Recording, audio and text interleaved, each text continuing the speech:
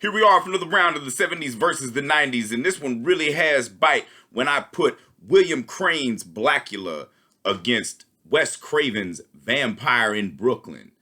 And this one was a real fun one to get through because both of these movies are special in their own way. And of course, Black History Month is still live and in full effect. So that's why we're taking a look at these two special vampire movies. First up, we have William Crane's Blacula, starring the great William Marshall. Now, William Marshall, man, he was a Shakespearean actor, and you can definitely tell by how seriously and sincere he takes this role, because the movie itself is pretty absurd. Basically, he is the titular character of Blacula, and the film itself is basically exactly what it sounds like. It's Dracula with an African spin. The film even opens up with a sequence in Transylvania in 1790 where William Marshall, he's an African prince that goes over to Transylvania to try to get them to stop the slave trade and shit.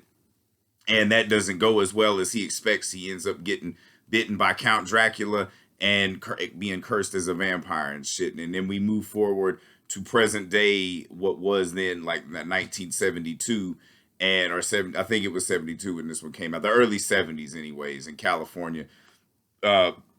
These gay interior designers and shit like that. I'm assuming they were interior designers. Definitely very flamboyant, a white cat and a black cat. And they end up buying the estate of Count Dracula and all that shit. And they think it's all a fucking myth and shit.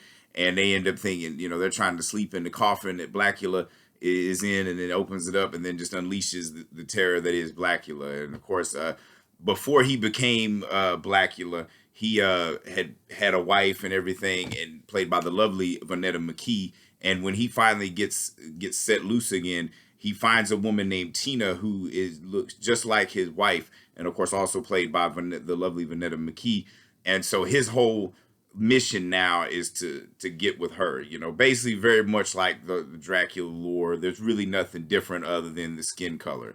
And Thalmus Razula plays a morgue worker, and or I guess a medical examiner, more like it is the name for that. And he ends up kind of uncovering what's going on because he sees all these strange deaths going on, and he really goes and investigates it. He's great in the film as well.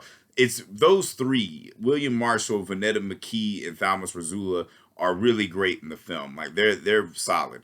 Everybody else in this movie is kind of fucking ridiculous, especially the white characters in the film, which could be intentional because, like most blaxploitation films, which started with Cotton Comes to Harlem, the white people in them were insanely absurd, which in a way was kind of revenge for all the times that black actors in old Hollywood were portrayed as just over the top, silly, and just downright, almost inflammatory. And so in a way it's kind of the flip-flop. That's what a lot of blaxploitation films were, is they kind of took all the white shit and turned it on its head and put a little soul on it and stuff. But like I said, William Marshall is fucking great as Blacula. But there's a lot of stuff in Blacula that leaves a lot to be desired. It doesn't really go far into maybe the vampire myth and stuff. It just kind of just takes all the old shit and just adds the soul to it instead of really going further. So then we move forward to Wes Craven's Vampire in Brooklyn, which stars Eddie Murphy as Maximilian, a vampire who had fled he does a little intro and talks about his history and stuff. He fled to a small island in the Caribbean located in the middle of the Bermuda Triangle, and his whole mission is he's like the last of his kind, and he's looking for the offspring of a vampire, which is played by Angela Bassett, the lovely and amazing Angela Bassett. And so he ends up in Brooklyn, and the film itself, of course, it's directed by Wes Craven, and it produced by Eddie Murphy and his company at the time, and as well as co-written by his brother Charlie. And, so the thing about Vampire in Brooklyn is it is a perfect combination of horror and comedy. I mean, you got Wes Craven, who was coming off of The People Under the Stairs, so he clearly can do urban horror films. And basically, when you combine the horror stylings of Wes Craven and the comedy of Eddie Murphy, you can't help but get gold on this one, So he gets Kadeem Hardison to be his ghoul. And just that alone, the stuff that Kadeem Hardison do, losing a hand, losing an eye, and an ear, just that whole insanity of that shit, eating the cockroach and stuff. You know, that's fucking on point right there. And of course, John Witherspoon's in it, the great John Witherspoon. He adds up a lot of comedic stylings to it. And Alan Payne plays Angela Bassett's partner. They're both cops in New York, and you know they're the ones investigating the boat that comes in that all the crew is dead and stuff. That's where Maximilian came on. And of course, Eddie Murphy is absolutely brilliant. He may even be better than William Marshall as Blacula, you know, because he does it in a way you can kind of tell there's a lot of like Blacula references. But what Vampire in Brooklyn does that Blacula doesn't do, it plays on like every vampire myth ever done in any fucking movie or just in the folklore in general that you hadn't seen in movies. Because when we first see Maximilian, he's a wolf and he turns into a man and stuff, which is what in the original Nosferatu, F.W. Murnau's film, we see that to a certain extent. And then of course, you know, with the ghoul thing, you know, we get that's Renfield basically is what that is.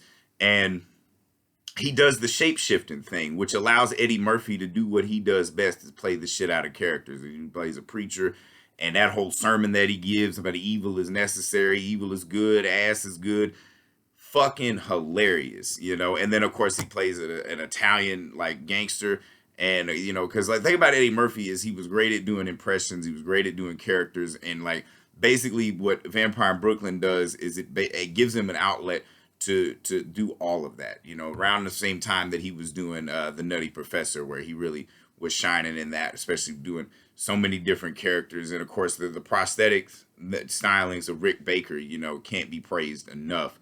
And like everybody in this film is great, like even the side characters. There's not really a bad note in this film. Even the guy, the studier like voodoo and all that dark arts and shit, that dude's fucking absolutely brilliant, you know, because of course Wes Craven also did The Serpent and the Rainbow. So there's a lot of stuff similar to that, because that dealt with all the voodoo, vampire, zombie bullshit and stuff.